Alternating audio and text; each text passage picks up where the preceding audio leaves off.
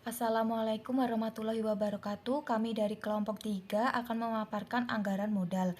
Sebelumnya perkenalkan kelompok kami, saya sendiri Nur Alvina Damawati NIM 047, Dea Zilfa Ian Herlisia NIM 052, Nur Dayanti NIM 062. Penganggaran modal atau capital budgeting adalah sebuah proses pengambilan keputusan oleh manajemen atas kegiatan yang akan memberikan tingkat pengambilan investasi return of investment lebih dari 1 tahun. Penganggaran modal umumnya melibatkan kegiatan pengambilan keputusan untuk pengadaan aset tetap yang memiliki masa manfaat lebih dari 1 tahun. Penganggaran modal sangat menentukan keberhasilan perusahaan dalam jangka panjang karena hal-hal sebagai berikut. Yang pertama, jumlah dana yang diperlukan untuk melaksanakan kegiatan sangat besar. Perusahaan tidak hanya menggunakan dari kas internal perusahaan tetapi menggunakan dari pihak kreditur atau bank. Yang kedua, kegiatan penganggaran modal memerlukan banyak sumber daya yang ada di perusahaan, seperti uang, fasilitas, dan sumber daya manusia. Kegagalan dalam memilih dan menjalankan proyek yang tepat dapat membuat perusahaan mengalami kerugian, sehingga akan berdampak buruk pada kondisi keuangan perusahaan. Yang ketiga, sebaliknya, jika kegiatan yang dijalankan perusahaan dilakukan dengan sukses, maka akan memperoleh keuntungan yang besar di masa mendatang. Teknik dan konsep penganggaran modal. Penganggaran modal dapat membantu manajemen perusahaan dalam proses pengambilan keputusan untuk pelaksanaan sebuah kegiatan. Contoh, PT ABC ingin menambah mesin produksinya dari 3 buah menjadi 5 buah. Untuk itu, PT ABC harus membeli 2 buah mesin baru yang diperkirakan akan dipakai selama 10 tahun. Harga beli mesin sebesar 20 juta per unitnya, sehingga diperlukan dana sebesar 40 juta. PT ABC membuat keputusan apakah akan membeli mesin tersebut atau tidak membelinya.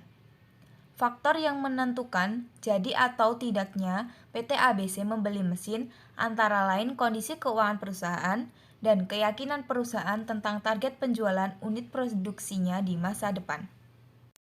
Berikut ini adalah langkah-langkah yang dilaksanakan oleh perusahaan dalam penganggaran modal.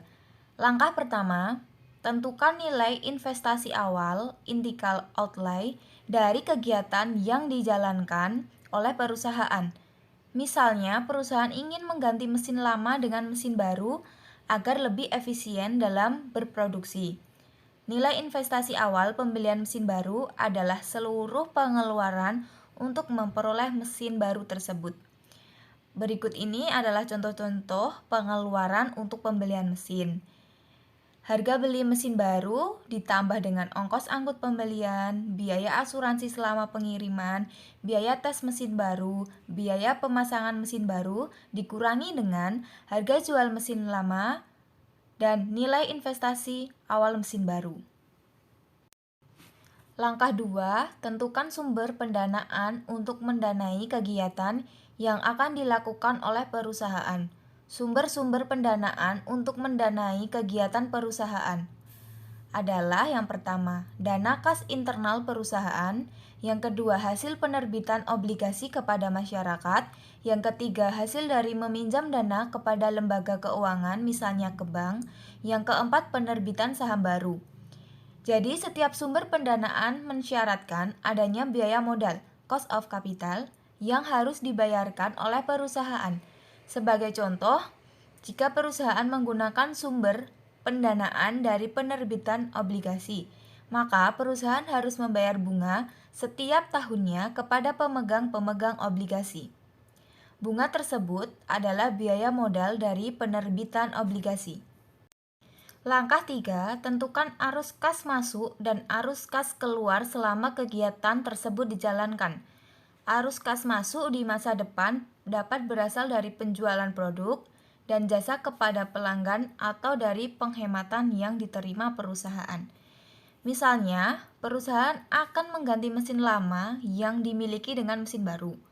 Mesin baru tersebut memiliki masa manfaat 5 tahun dan penghematan per tahun yang akan diterima perusahaan dengan menggunakan mesin baru sebesar 150 juta.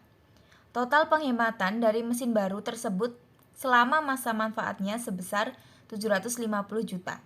Arus kas keluar kegiatan berasal dari semua pengeluaran kas selama pelaksanaan kegiatan, misalnya untuk pembayaran gaji, pelaksanaan kegiatan, dan pembelian bahan baku. Arus kas masuk kegiatan nantinya dikurangkan dengan arus kas keluar kegiatan untuk memperoleh arus kas bersih kegiatan. Langkah 4, menghitung kelayakan pelaksanaan kegiatan dengan menggunakan metode-metode yang ada di penganggaran modal. Ada dua metode, yaitu metode payback period dan net present value.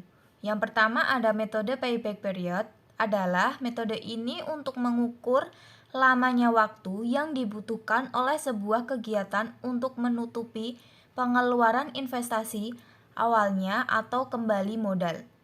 Selama kegiatan berlangsung, perusahaan akan memperoleh arus kas masuk bersih, kemudian arus kas bersih yang diperoleh setiap tahun dijumlahkan. Jika jumlah arus kas masuk bersih telah sama dengan pengeluaran investasi awalnya, maka perusahaan dianggap sudah kembali modalnya. Metode payback period akan memilih kegiatan yang memiliki payback period yang paling cepat. Contoh yang pertama, PT XYZ ingin mengganti mesin lamanya dengan mesin baru yang lebih efisien. Harga mesin baru sebesar 1 miliar. Mesin baru tersebut diharapkan akan memberikan manfaat selama 10 tahun. Penghematan yang diperoleh dengan menggunakan mesin baru setiap tahunnya sebesar 250 juta. PT XYZ mensyaratkan untuk dapat membeli mesin baru tersebut. Maka payback periodnya adalah harus tidak lebih dari 6 tahun. Dengan menggunakan metode payback period, tentukan apakah PT XYZ akan menyetujui permohonan pembelian mesin baru tersebut. Langkah pertama, tentukan nilai investasi awal dari pembelian mesin baru tersebut. Nilai investasi awal sebesar 1 miliar. Yang kedua, untuk langkah kedua, tentukan arus kas bersih dari pembelian mesin baru tersebut sejak mesin tersebut dibeli sampai habis masa manfaatnya.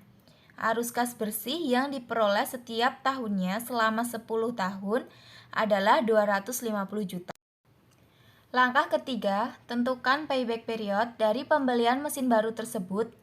Jika arus kas bersih dari sebuah kegiatan nilainya sama untuk setiap tahunnya, maka dapat menggunakan rumus sebagai berikut. Payback period rumusnya nilai investasi awal dibagi dengan arus kas bersih setiap tahun. Jadi payback periodnya sebesar 1 miliar dibagi 250 juta. Payback periodnya yaitu 4 tahun. Untuk langkah keempat, analisis kelayakan kegiatan tersebut dengan membandingkannya antara payback period dari mesin tersebut dengan kebijakan yang ada di perusahaan. PT XYZ akan menolak permohonan pembelian mesin baru tersebut karena payback periodnya 8 tahun lebih lama dibandingkan dengan kebijakan perusahaan PT XYZ yang mensyaratkan payback period selama 6 tahun. Selanjutnya yaitu contoh. PT ABC memiliki rencana untuk membangun sebuah ruko di daerah Jakarta Utara. Nilai investasi awal proyek tersebut diperkirakan sebesar 1 miliar 500 juta. Berikut adalah arus kas bersih yang diperkirakan akan diperoleh dari proyek tersebut. Tahun pertama arus kas bersih masuk sebesar 500 juta, tahun kedua sebesar 600 juta, tahun ketiga sebesar 800 juta, tahun keempat sebesar 900 juta, dan tahun kelima sebesar 100 juta. Hitunglah payback period dari pembangunan ruko oleh PT ABC. Untuk langkah yang pertama yaitu tentukan nilai investasi awal dari pembangunan ruko tersebut, yaitu sebesar 1 miliar 500 juta. Langkah kedua, tentukan arus kas bersih dari pembangunan ruko. Berikut adalah arus kas bersih selama 5 tahun. Tahun pertama sebesar 500 juta, tahun kedua 600 juta, tahun ketiga 800 juta, tahun keempat 900 juta, dan tahun kelima sebesar 100 juta. Langkah yang ketiga, sehubungan dengan nilai arus kas bersih yang masuk setiap tahun tidak sama, maka tidak dapat lagi menggunakan rumus pada contoh sebelumnya. Berikut adalah tabel yang digunakan untuk menghitung payback period sebuah kegiatan yang nilai arus kas bersihnya tidak sama setiap tahun. Untuk tabel yang pertama ada tahun, arus kas bersih kumulatif, dan nilai investasi awal yang belum tertutup sampai akhir tahun. Langkah yang keempat, yaitu isi pada kolom tahun yang ada di tabel dimulai dengan 0. Tahun 0 adalah tahun dikeluarkannya investasi awal, yaitu sebesar 1.500.000 juta. Masukkan nilai investasi awal tersebut pada kolom nilai investasi awal yang belum tertutupi sampai akhir tahun pada baris pertama. Untuk kolom yang pertama ada tahun dari 0 sampai 5. Lanjut ada kolom arus kas bersih kumulatif, dan nilai investasi awal yang belum tertutupi sampai akhir tahun. Pada tahun ke-0, nilai investasi awal yang belum tertutupi sampai akhir tahun ditulis sebesar 1.500.000 juta. Langkah berikutnya yaitu langkah kelima. Masukkan arus kas bersih setiap tahunnya pada kolom arus kas bersih. Untuk arus kas bersih dimasukkan dari tahun pertama yaitu sebesar 500 juta, tahun kedua 600 juta, tahun ketiga 800 juta, tahun keempat 900 juta, dan tahun kelima sebesar 100 juta.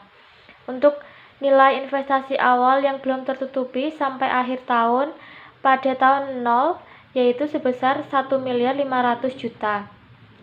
Berikutnya yaitu langkah ke-6. Hitung arus kas bersih kumulatif untuk tahun 1. Arus kas bersih kumulatif untuk tahun ke-1 adalah sebesar 500 juta. Masih pada baris ke-1, kurangkan nilai investasi awal yang belum tertutupi sampai akhir tahun pada tahun 0 dengan arus kas bersih kumulatif tahun ke-1, yaitu sebesar 1.500.000 juta dikurangi 500 juta. Pada kolom tahun diisi dari 0 sampai 5. Arus kas bersih sama seperti yang tadi. Untuk arus kas bersih kumulatif pada tahun ke-1 diisi sebesar 500 juta. Nilai investasi awal yang belum tertutupi sampai akhir tahun pada tahun 0 sebesar 1.500.000 juta. Untuk tahun ke-1 sebesar 1 miliar. Langkah ke-7, hitung arus kas bersih kumulatif untuk tahun kedua. Arus kas bersih kumulatif untuk tahun kedua adalah sebesar 1.100.000 juta. Didapat dari arus kas bersih kumulatif tahun ke-1 ditambah arus kas bersih tahun kedua. Masih pada baris tahun kedua, kurangkan nilai investasi awal yang belum tertutupi sampai akhir tahun pada tahun 0 dengan arus kas bersih kumulatif tahun kedua, yaitu 1.500.000 juta dikurangi 1.100.000 juta. Pada kolom tahun diisi dari 0 sampai 5. Arus kas bersih masih sama. Arus kas bersih kumulatif untuk tahun ke-1 500 juta, untuk tahun kedua sebesar 1.100.000 juta. Nilai investasi awal yang belum tertutupi sampai akhir tahun pada tahun 0 sebesar 1.500.000 juta, untuk tahun ke-1 sebesar 1 miliar, dan untuk tahun kedua yaitu 400 juta.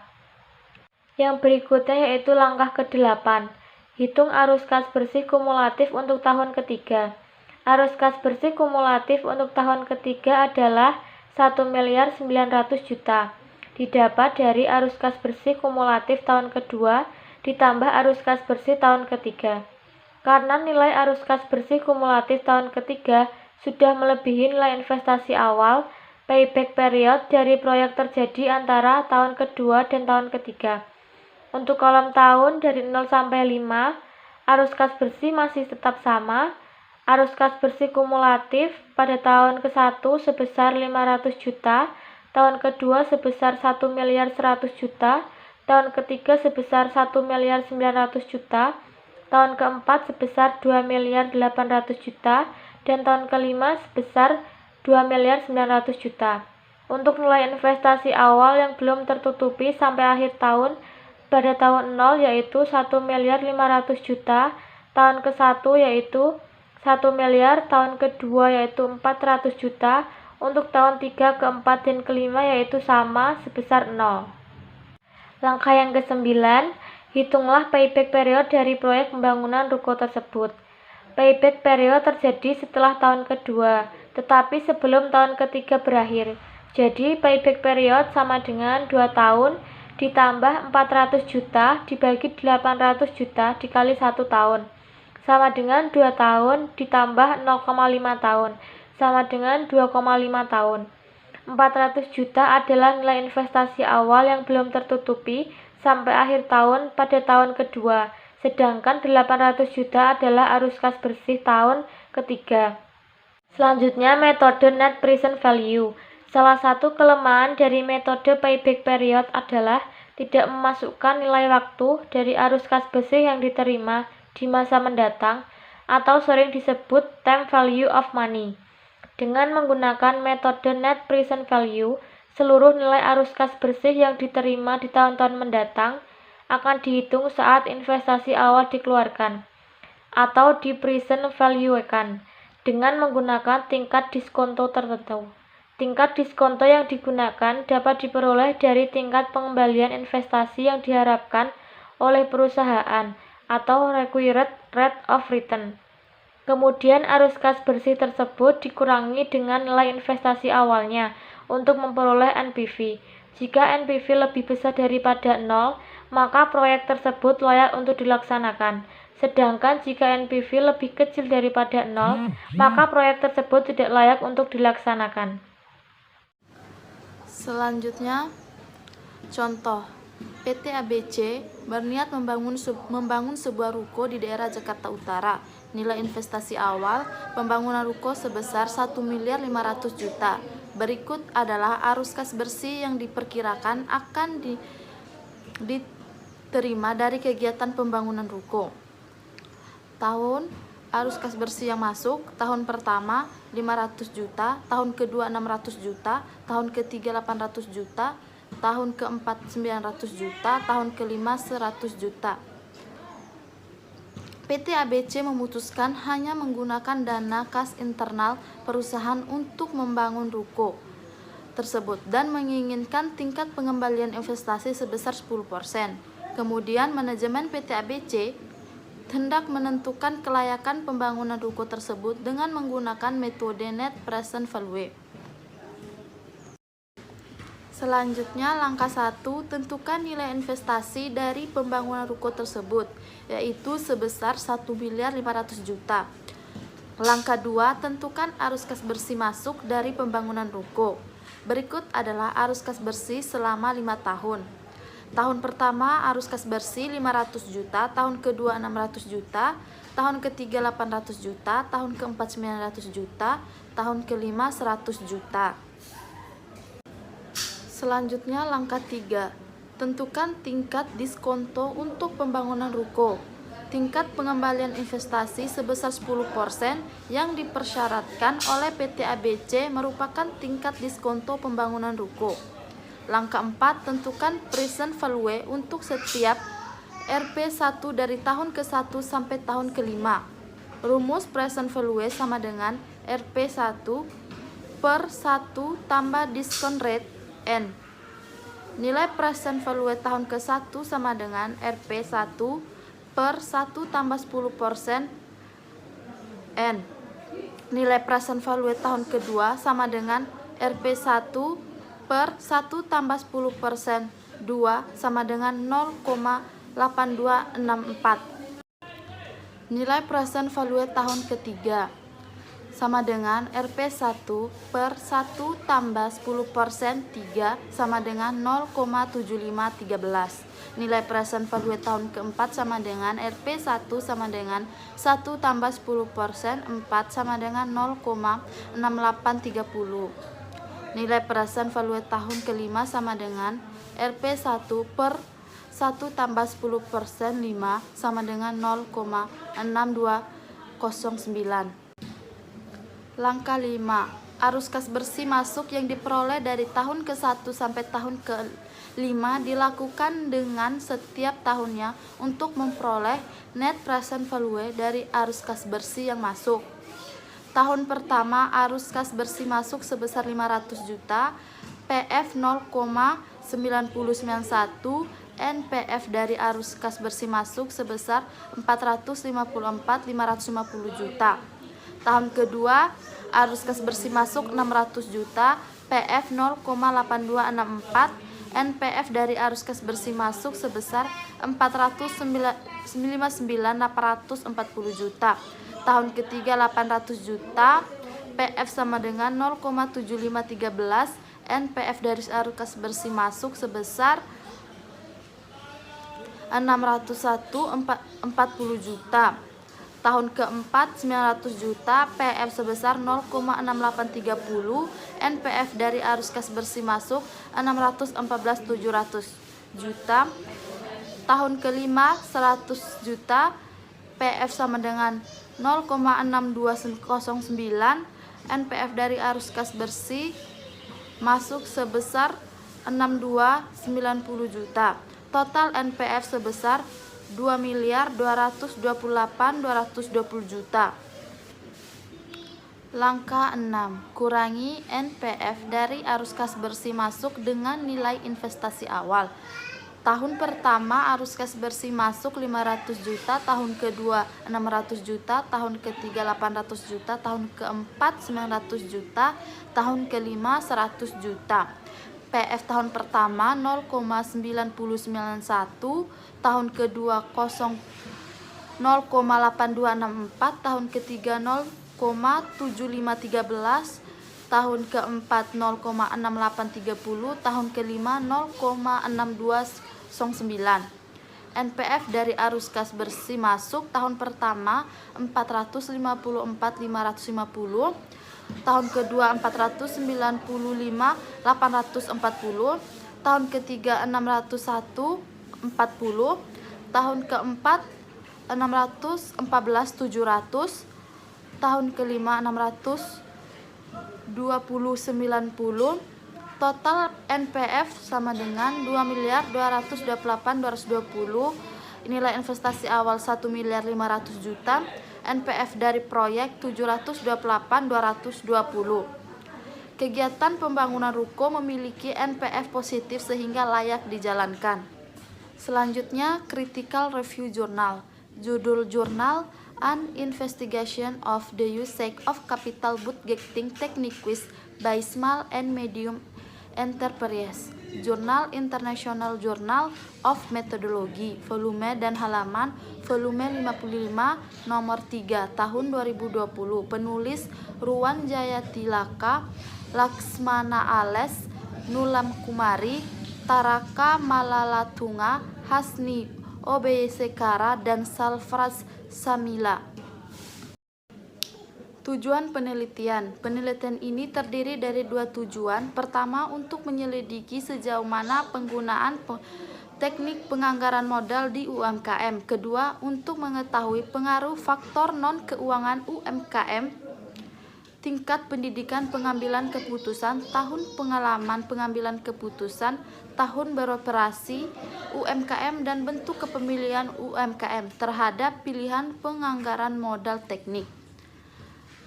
Asesmen data. Penelitian ini telah dilakukan di beberapa dewan divisi di Distrik Colombo, Sri Lanka. Stratified random sampling telah digunakan untuk mengumpulkan sampel UMKM dari setiap dewan divisi dalam divisi ini. Informasi telah dikumpulkan melalui kuesioner dan wawancara pribadi. Selanjutnya, metode penelitian. Sebuah metode penelitian kualitatif analisis isi serta analisis kuantitatif ekonometrik digunakan dalam penelitian ini. Penelitian ini menggunakan 3 jenis alat analisis, yaitu deskriptif, ekonometrik, dan analisis workload. Analisis deskriptif pertama kali diadopsi untuk mengetahui sejauh mana penggunaan penganggaran modal di UMKM. Hipotesis penelitian diuji dengan menggunakan C-square. Hasil penelitian mengungkapkan bahwa payback periode atau PBP adalah teknik penganggaran modal yang dominan digunakan di UMKM. Hasil registrasi logistik multinasional menunjukkan bahwa probabilitas memilih next present value sebagai teknik penganggaran modal lebih tinggi di UMKM asing dan UMKM yang beroperasi di industri selama 11-15 tahun. Selain itu, menjadi pengambilan keputusan UMKM dengan pengalaman kurang dari 10 tahun meningkatkan kemungkinan memilih PBP sebagai teknik penganggaran modal. Akhirnya, teknik kualitatif yang digunakan dalam penelitian ini menunjukkan bahwa biaya, waktu, dan pengetahuan adalah alasan utama yang menghalangi UKM untuk penggunaan teknik penganggaran modal. Kesimpulan, hasil penelitian menunjukkan bahwa PBP adalah teknik penganggaran modal yang paling disukai di UKM.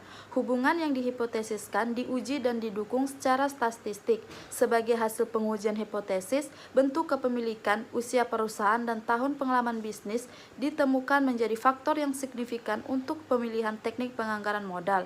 Namun, tingkat pendidikan ditemukan tidak menjadi faktor yang signifikan terhadap pemilihan teknik penganggaran modal dengan menolak hipotesis pertama.